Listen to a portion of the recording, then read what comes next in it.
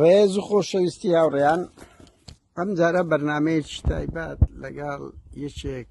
لەو دیزاینەرە کوردانەی کە لە ئەوروپا و کوردستانەوە نەخشسازیان دیزاینەرە نەخشسازی ساز دەکەن کە چەند ساڵێک لەمەوبەر پەیکەرێکی بازی تێکەڵکێش لە زێر زی و ئەلماس دروست کردووە و ماوەی 6 ساڵە لە هەولێر لێیان بردووە، دەستی پێ دەکەن. دەبێ بڵێن ینی ئەو دەسەڵاتە و ئەو بەرپرسە مافیایە و چەتانەی باشوور ینی ئەوانە هەرداهاتی نەود نادزن، هەرداهاتی خەڵک نادزن، هەرمووسە نازن، بەڵکو دەوڵەمەندەکانیشیان زۆربەی ئیفلاس پێ کردووە، ملک و ماڵەگەران بەهاکانیان لێدا گیر دەکەن لە خانەوە لە بۆ ئەو دیزاینەر و ئەو شتانە هەموو ئەو جۆرە شتە کرد گران بەهانە. لەم بارەوە ئێمە ئەمڕۆ بەرنامەیەکی تایبەت لەسەر شێوەی دزینی پەیکەرێکی باز لەلایەن ئاسایشی گشتی پارتی دیموکراتی کوردستان ساز دەکەن کە ماوەی 6 ساڵە لە کاردە و کەمال عوسمانیان بردووە و نایدەنەوە دەستی پێ دەکەین. با لە زاری خۆی جێبیزوین. کاردە و کاتت باش. کاتت باش کاردەوە ئەگەر لە بۆمان باز بکەی ئیشی تو چییە و چۆن ئەو دیزاینەرە دروست کرد، ئەگەر خەڵک تا پێشە چێ بکە ینی ئیشکاری تو چییە و چەند لە کوردستانیان لە ئەوروپای لەومان هەندێک لەو زانیاریانە لۆ ئێمە و لۆ بینەران باسکە سوپاس دەکەن. بەڵێ من قوربان دیزاینەرم لە مێژە تقریبەنەوە بۆ 10 ساڵ زیاترە. من قوتاعی نادر مەسەلەن دروست دەکەم خەڵکێک. من ئەوەم دروست کرد 6 ساڵ پێشتر تقریبەن لە هەولێر دروستم کرد. مەوادەکەشی هەمووی زی و زێر و ئەڵماسە هەمووی لە هەولێر ینی متەواجدە، کڕین و فرۆشتنی ئازادە. گوتیان ئەوە دروست کە لۆگۆی حزبی پارتیە محتەمەلە مەسئولەکان بکڕن ئیستیفادەی لێ دەکەن. مشکلەکەم دروست کرد ماوە لەوێندە پێش 6 ساڵ شتێک لەوەی پێشتر هاتن دەستیان بەسەرداگرت لە کن برادرێکی من بوو ناوی موعەیەدە فەقیرەی، ئەویش لەگەرە من لە ڕوودا هاتە دەرێ لێیان ستاند و دوو کەسیشی لەگەر بوو ئەوانیشیان گرت پێشیان گوت بوو باش مەسافەک ڕۆشت بن گوت بیان کاکە ئەگەر واز لەو پەیکەرە بینی یعنی نە هیچیمە نە هیچی تو خوا حافیست بی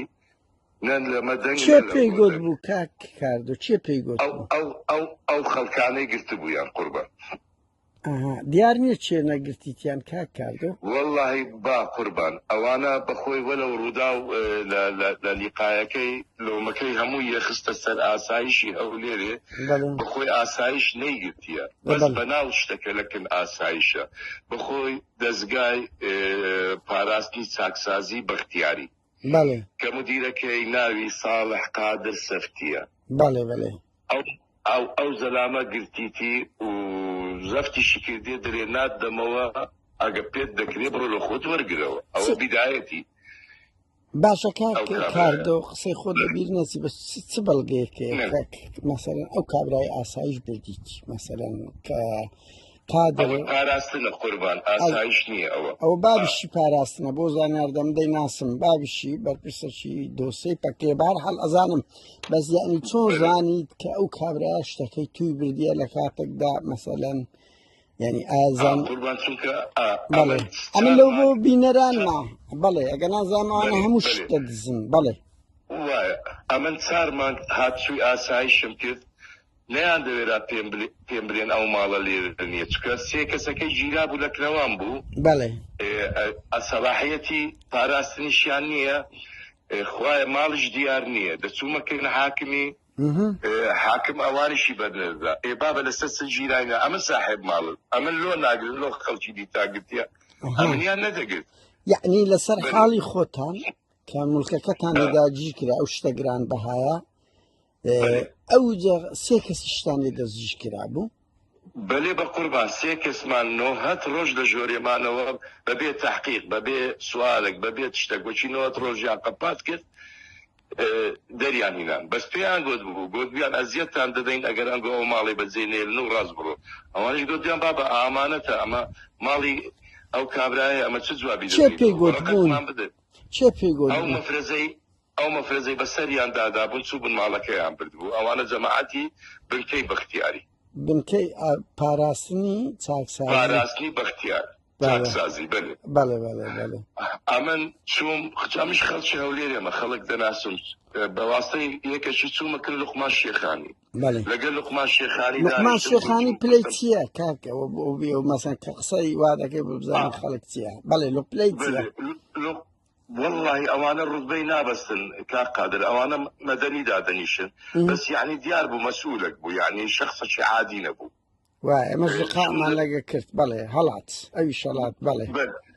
بله او بيمي قلت او قصي او قلتي امن اجر او مالا لك من بي استاد الدموات سونك او دياره بتزدرس كرايه او يشتشي لسرنيه بله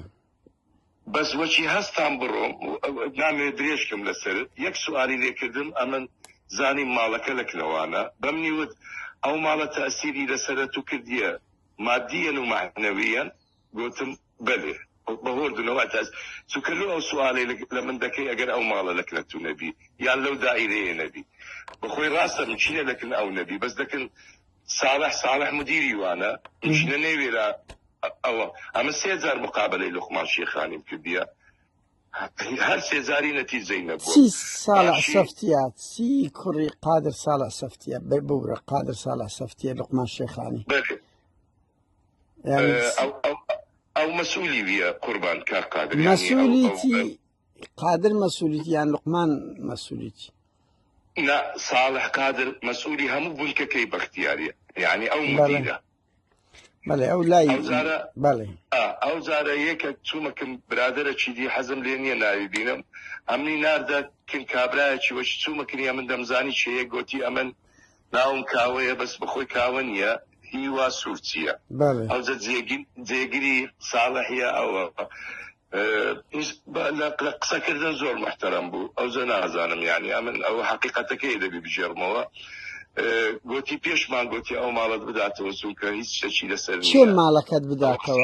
چه مالکت صالح بویان بله صالح كبر كرسي باراستني چاکسازی چاکسازی باختیاریه بله لهوليري بله اویش قوتي كاك عثمان او دلي نايدمو اگر دتواني لو خي ورغريتو حتى او كلمه شيغو قوتي اتلو خود مراجعه خود بك كل مدى بزانه دقيقه شنده او زاره توما مصيف صلاح الدين كاكا بله مصيف توما بنكك هي اي باراستن لتنش مكتب سياسيه بله لو لقى شخصك دانشتم او اوراق يعني تاريخ حياتي مني همين هذا المهم هم مستمسكات لبيشي دانا قلت كاكا اتو صاحب مالي اتو لدريبي سيكس لجوري بي مالش ندريتوا اخر اقل تاوانك بدبيتو بجيري او شتانا او تزيه او اما حزناكم ناوي او كابلا بينم ناوي شي دزانم يعني او كابلا زور كتدومي شكي صالح ينادي لقريبيش كيف نيداو مع العلم وبزانم او دبي قورة تربي برد بنازانم او زا قورة تربي المهم هر نيداو سيو يك عريزم دايت حاكمي دستكني دقريتوا قرار نادا تدا نسي سورخكي نايو حاكمتي كاك او تحاكمك او حاكم يريفان كاكا حاكمي آسايش يريفان آسايشي چندره قشتي؟ وبزانم او يريفانم يهمو آسايش كان يباراستن نازانم يعني بله ناسين او زندانياني بادينانشي 6 سال حكم كرت و ام تلفونم لقى كرت ولا يريفان مصطفى حاكم يا قربان بله يريفان تيدا نسي لسركاك او تيدا نسي كودتي قرار نادا ياندبي كاك خادر ياندبي بلي كاكا امن مصادرم كيف او اسباب كيتي بله ياندبي بلي كاكا امن ازادم كيف استاقيناكا دليل بقريتوا لو ليكولينو بابا لو ليكولينو وانا ما قباد بو استافير بو دليل رفض ماكز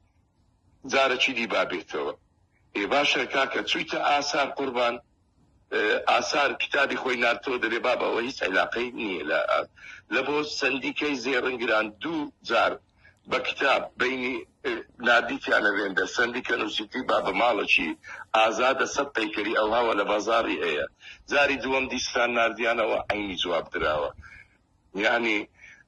بەس ئەوی ئەمن تێبگەم ئەو ماڵە یان دەبی ساڵح فرۆشتبی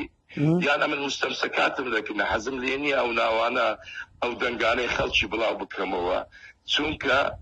دەلێ ئەمن کردیتمە هەدیەی وەیسی بارزانی بەڵێ یعنی لای ئێستا بەرپرسی ڕاوێژخانی ئاسایشی گشتی پارتیە وەیسی کوڕی مەسعود بارزانی بە پێی ئەو زانیاریانەی گەیشتە دەستە کردیتە هەدیە نرخی چەند دەکات کاک کاردو نرخی چەند دەکاتن ئەو تیمسە ئەو دیزاینەرایی دروست کردی بازار كقادر أمن مثلا لو حكي فنانة شيء أمن خو منين ما مستواي مثلا بيكاسو فان كوخو أوانا مثلا فايق حسن كبالفترة الأخيرة رسامة شيء عراقية معروفة لو هي $5,000 بس أو بدأت درستي كده لو حشي هي بس $6,000 بله يعني أو ديزاينر قيمتك بس لأوينية مثلا زيرو بله دروس كدنك مهمتر لا أوكي بس مبلغك شي زورش تكليفي كذي من براستي كيف بليم يعني مبلغك شي كمية باشا سبتسن لە بازاری دادنابوو لە فرۆشتن بۆی بینەر بزان ینی هۆی چییە پارەکەت لێ داگیر کرا و نرخەکەی والله ئەمە عرضمان کردبوو بە 22 دەفتەر قوربان بە 22 دەفتەر بە 22 دەفتەر بەس ئەوە سعری خۆی نییە ئەوە لە مزایدەك لە جەیەک چکە لە ناو هەولێری بوو پێم نەداهاتە دەرێ ئەگەر مەجالیان بەدا بە بمینابا دەرێ سعری وەی $1 ملیۆن زیاترە قوربان $1 ملیۆن بەێ بەڵێ باشە بەرپرسانە و بەوەی سی بارزانی شۆ ینی $10 میلیارد هەیە چەندی $1 ملیاردیان مەسا بە پێ و زانیاریانای کە لە بەردەست ئێمە هەیە چ پێویستیان بەشتەش 22 دەفتەری هەیە کە لە بەوان فلسا ئەو پارەیە بەجددی یعنی یان ئەوەیە بارحاڵ باشە حاکمیە ریڤان قەت نەدیتە لە نزیکەوە قسەی لەگە بکەی سێ جار لەگەری قسم کردیە ئاخیر زار ئەمن ئەوە یەک بە حیاتم ببینم حاکم بە یەکێکی عریزەی لۆ بدا بلێ کاکە ئەو مۆزوعە لەسەرەوەی منە ئەمە ڕێک لۆ دادێنێن بە ڕۆژکایت لە من بکەن گوتم کاکەی حاکم ئاخە کودێت ئەمە شکایەت لە تو بکەم شتی وا هەیە لە دنیاە ئەم بچم شکایەت لە حاکم بکەم ئەگەر ئەتۆ دەلێ لەسەرەوەی منە فەرموو ئەتۆ ئەوراقی لێرە نەقلکە محکەمەکی دیبا من لەوێن دەرتەسەڕف بکەم بەخۆی یەکێک هێناوی سەربەستە لەکن ساڵە ئەو ساڵح قادر سەفتیەی ئەو زایە نازانم ڕۆدبەی چێ تەلەفۆنی لۆ کردی گوتی ئەوەی بەرمەدە ناوێری قوربە سەری بەربدە بەس حاکم نابی دەبی جەری بیکە ئەتو حاکمی ئەگەر ئەتو ناتوانی قەرارات بدەی ئەو وەزیفەی نەکەی باشترە بەڕێی من یعنی ئەوەیە وڵا چاکە نەشیان گرتی خۆ زۆر کەسیان گرتیشە کاردەوە کاکە هاتن بمبەن هاتن لە ماڵی بمبەن شەو بوو بەس ئەمن یعنی ئەوەندە بێدەسەڵات نیمە کەس بوون بە سیارەکی ئێمژی حتا خەبەری ئاسایش خەبەری ئەو بنکەی مەسیفی داگوتم ئەوانە هاتن بم ڕفێنن 3 نەفەر بە ئێرگەکی ڕقەمەکەی ئەوەلی 22 جی 45 ئەوی دیم پێ ئەزبەر نەکراش شەو بوو لەبەردەستی نەیان وێرا یعنی بەڕاستی دەناگەر لە دەرکەی ماڵێ بعد بامە دەرێ دەیان بردمیان بەڵێ باشە تو پەیوەندیت بە دام و دەستگاکانی تری هەرێم کردیە مەسەلەن مەکتەبی بارزانی هەیە بەرمونە محافەزە هەیە بەڵێ قوربان 2 جار چوویمە کنوریاگەردی کە سکرتێری ئەو کاک مەسعودیە ئەوراقەکەم لە پێشی دانا دەیگۆ حەقتە ئەتو زۆر پڕی بەس دەبی ئەتو ڕێیەکی دی بینیۆ گوتم کاکە عریزە لەک لە تو دەستەکنێوی دەزانی ئەمن پڕە مەغدورم قەدرم لێکرایە لو او عريزي من ناقيني دستي اوانا لو يقري دادا بوشن كاكا محمد امين مير خانك هي عريزكم دايا قوتيا ولا بيش چێ محەممەد ئەمین میرخان ئەتو مەسم محمد پلەکانی امين مير خان على اساس اوش وكو منطقه بارزانه عرايز ومشاكل خلق دباتكن كاك مسعودي بەڵێ عريزي مني او بقصيوي او زراست درويه نازانه ما من مستعد مواجهه بك قلت او عريزي تبدا بيش كاك مسعوديه لسر نسيه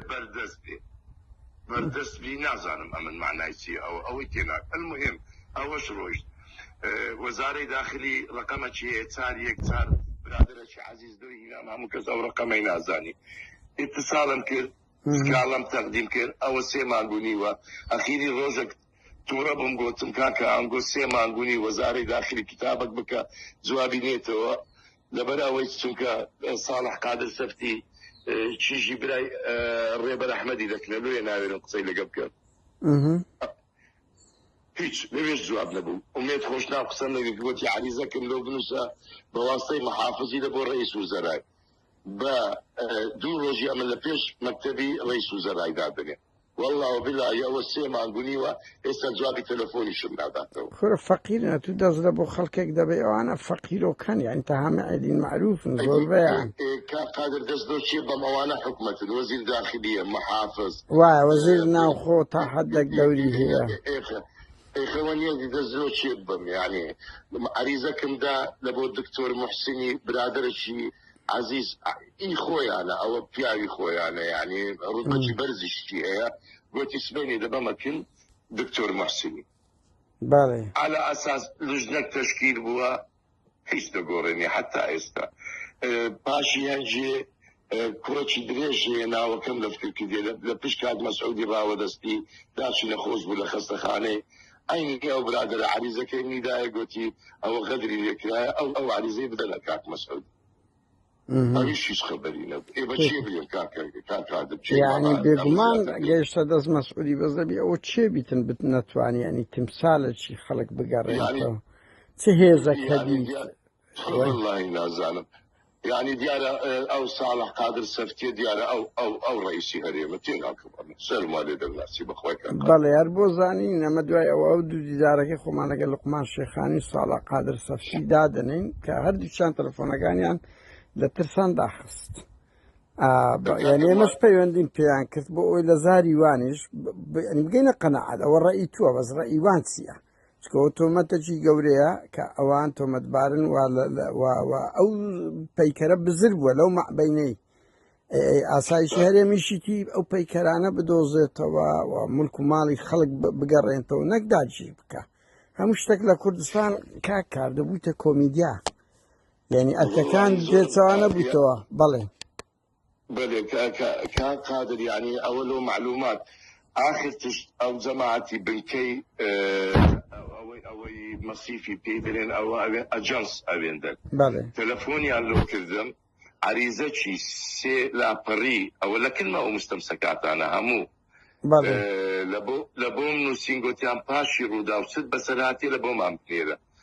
يكسر بفاكسي دوم ناردينا داوای ئەوەیان کرد ئەوان چونکە ساڵح جەماعەتە چینات ماڵەکەی لێمان بکڕیتەوە گوتم ئەمن نافرۆشم ئەو ماڵەی ئەمن یان ماڵەکەم دەبی مسادرە بیان دەبی بمتەنەوە گوت ئەو دەنگانەم هەموو لۆیان ناردیە حتا یەک لە مەسئولەکانی خۆی گوت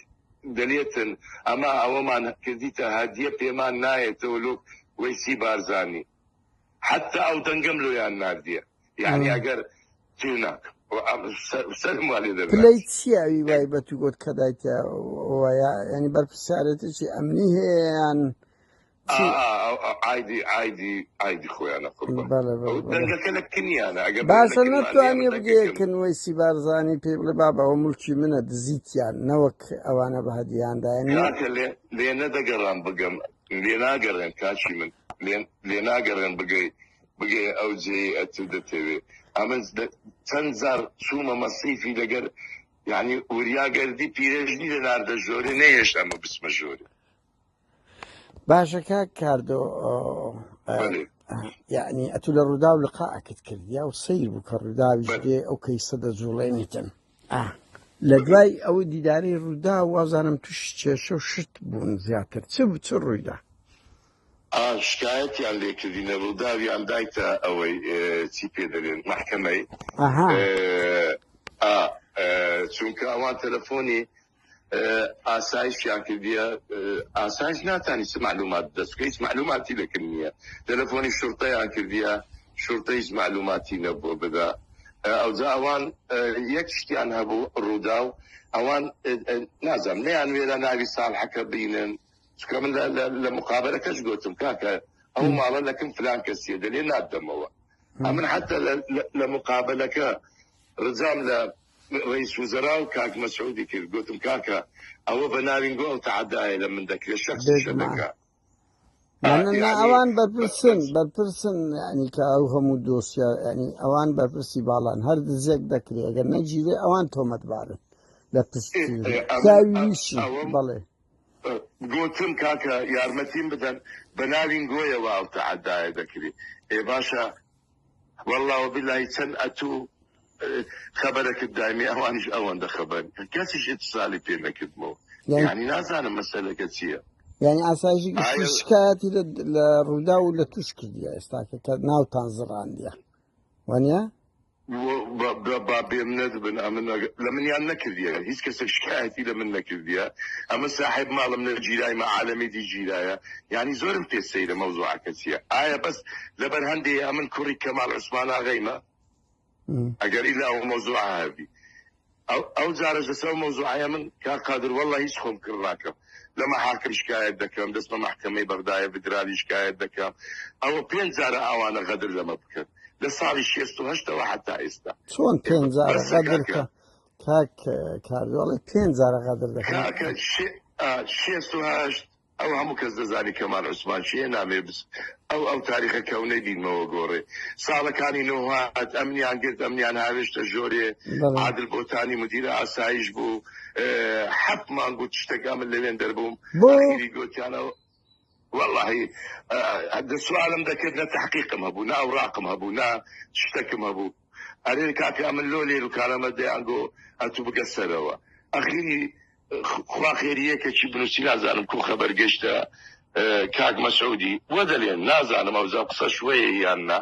على ئەساس گوتی بابا ئەو کابرایە تان لۆ گرتیە ئەخەز سەبەب چییە خەبەرێکی نارد گوتی بلێن ئەگەر هیچێت تیش بیبەری دەدەم بالفعل ڕۆژی پاشتر ئەمنیان هینا دەرێ و حتا تەسمیری دەستدا چشمیان نەکرد ئەمنیان بەرەڵان نەکرد ساڵی چەند نۆتیەکت گوت نۆهەت و والله نۆهەت و 5 بوو نۆهەت و 6 بوو باشی هەنجی ئەوجا ئەمن وەچی بەر بووم ئەمن دەرچوو مەگەرنا ئەمن ئی خاریز نەبووم بەو تەمەنەی کاک قادر ئەمن الحەمدلله ماڵ و ملکی خۆمان هەیە لە هەولێرێ دانیشت بووین سعیبمان نەبوو ئەمن لەبەر ئەو حاڵەش دەرچووم خوا دەزانێ بەڵێ هەرەتونی زۆربەی خەڵکە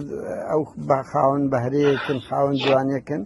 لە کوردستان دەرچووە لە ئەنجامی فشارە ترسەک ینی بزنس ینی هەتا ملک و ماڵی بازرگانەکانی و شت و خۆرە تو یەکەم کەس دەیان کەس ملک و ماڵی لێداجی کرایە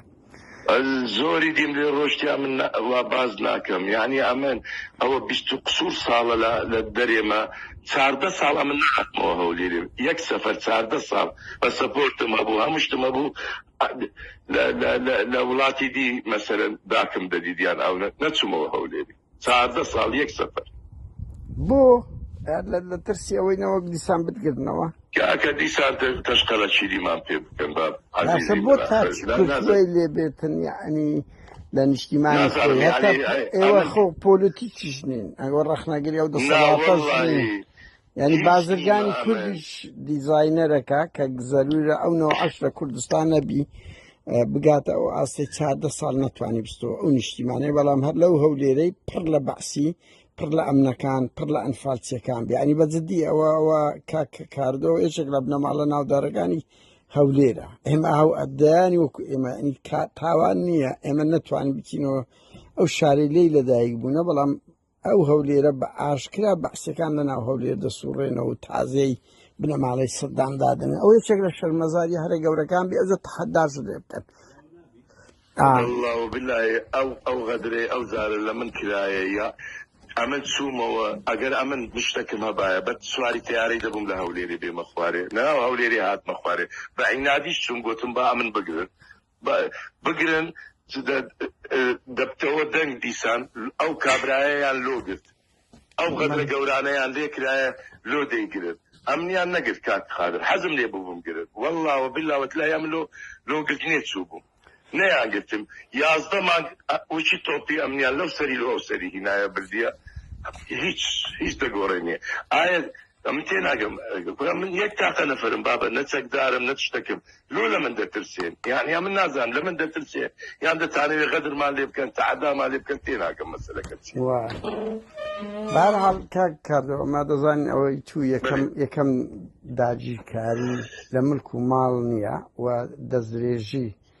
يعني بوسر ملك ومالي نكر خلشي هزار موتا وكوت من دهاتي ملت لبو زور بازرگانی کاش بازرگان و خلکانی بزنسمانی کورد هەیە ئەوژێ شێک لەو کارەساترە کە لێ ناگەڕێن ئابووری کوردستان و جوانێک بگەڕێتەوە کوردستان من نیگەرانین بە ئیوان من پێت بڵێم ئەگەر ئەگەر لە مو 5-6 مانگەی کە پێت وەرنەگیرات دوای ئەو هەموو هەوڵان هەوڵ بدە ئەو دۆسیە بگێنە بە میدیای بەریتانی کە لەوێ دەژی بگێنە بە میدیای عێراقی بگێنە بە دادگای فیدرالی ئەو ڕێگە قانونیانە پارێزەری لە بەغدایە لەو پەیدا بکە بە تایبەتی کە دەستگایەکی ئەمنی گەورە لە پشتیتی ئەو دۆسیە لە میدیا بە گەرمی بهێلەوە ئەگەناو مولکەت دەفەوتی ئەوانە یاسا بەڵێ ئەوی پێم بکرێ بەلێ تەخسیری ناکەم لە محکەمەی فیدرالیش ئێستاوە تەڵەبیان وەرگرتیمە ئەوجە نازانم مەحامیم گرتیە لەوێن دەرێش بەخوای لە ئەوروپاش لە هەموو جەیەشی ئەگە پێم بکرێ شکایەت دەکەم یعنی ئەو جارە لە حەق خۆم خۆش نابم زۆریان غەدەر لێ کردیمە ئەو جارە ئاخر جارە تەحملم نەما ئەم بشم گەیشتە مەرحەلەکی 60 قسوور ساڵم دەم کوژن بابم کوژن بای خۆم دنیام دێتێت نانام خەڵک دەبێت لەسەر ملک و ماڵک خۆی بەجواب بێرەوە بتوکتشتە بەرحاڵ زۆر زەرورە تۆ ئەو شکایەتە بکە ئەوانە دەتوانن بێنە ئەوروپا تۆش خاوەن ڕێگەزنامەی بەریتانی ئەتوانی بە ئاسانی کە ملک و ماڵ لێداگیر کرا هەتا من نازانم بەس لە بەریتانیا زەتوانی ئەو شکایەتانە بکەیت کە ئەوانە خۆ دنیا شەو ڕۆژێک نییە وەنیا دێنە ئەوروپا بەڵێ بەڵێ دەکەم بەخوای ئەویش دەکەم یعنی غەدرەوە نەکا کاردۆمە دەبێت ئەو دام و دەستگا ئەوروپیانە زۆر سوود لێ وەربگرین سەیرمەکە ئەوڕۆ قسە ناکەن من دڵنیا بە ڕۆژگارێکدا دێ هەموو ئەوانە کە بێنە ئەوروپایان ئەوە تا بەشێک دەبی لە ئەرشیفی تاوان و ئەوکانیان دکۆمنت بکرێت بۆ تو هیچ زەرەر ناکە شکایەتەکە لە ئەوەی کا کاردۆمە زۆر سپاس دەکەم مگە قسەیەکت مابی لە کوتاییدا سپاس دەکەم بفەرموو والله ئەمن بەس ئەوەندەیە خوا قبول ناکە ئەوەندەی بە کاک مەسعود دەلێم ئەو غەدرە بە واستەی گۆ وا لە من دەکرێت بە ناوی گۆ وا لە من دەکەن یعنی ئەو ساڵح قادر سەفتیە بە هیچ حەقەکی نییە ماڵی من بکاتە هەدیە لە بۆ هەر کەسەشی بیتم وەستەچی نەدایمێ ئەمن ئەو ماڵم لێ وەرگرتی وەرەقەشیان نەدایمێ يعني ئەوەندە و ئاخی تشنی بێت زیاتریش نییە کاک بە هیوای گەڕانەوەی ملک و ماڵەکەت ئەو پایکەرە دیزاینەرە و ئابڕوچونە شتەی گەورەی ئاسایش هەر نەک خەڵک تیرۆر دەکا نەک ئەو ملک و ماڵیش داگیر دەکا و ئیشی ئاسایش ئەوەیە بە پێچەوانەوە ئەو شتانەی بەهای نیشتیمانی هەیە بۆ خەڵک بگەڕێنتەوە ببێتە پاسەوانی نەو دزیکەری کاتە چ خۆش کاتۆ سەرچاوم کاکا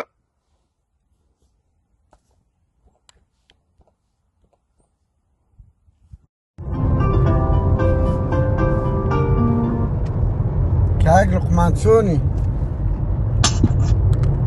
ئەلۆ باش کاک لوقمان ڕۆژی باشی؟ وەڵا باش سپاس ڕێزتەیە کاک لوقمان ئێمە هەواڵێکمان بۆ هاتیە لەسەر ئێوە کە پەیکەرێکی باستان بردووە نادەنەوە کاک کاردۆی دەتوانێت ڕوونکردنەوەمان بۆ بدەیت؟ نازانم جەنابەت چی؟ ئەم ناوم قادر نادرە لە وڵاتی سویدم بەس ئەو باوەتە پەیوەندی بە منەوە نیە چۆن تو یەکێک لە بەرپرسەکانی تەسلیم بە ئێوە کرا ئەوە تا هەرات برا یعنی کەلعادە هەردێن دۆستێکە کابرا داوای لە ئێمە کردووە دەمانەوە و ڕۆژنامە نووسێک پەیوەندیان پێ بکەین ئەوە قەپات دەکەن ئەترسن ئارەزوی خۆیان ئەمەش بڵاو دەکەینەوە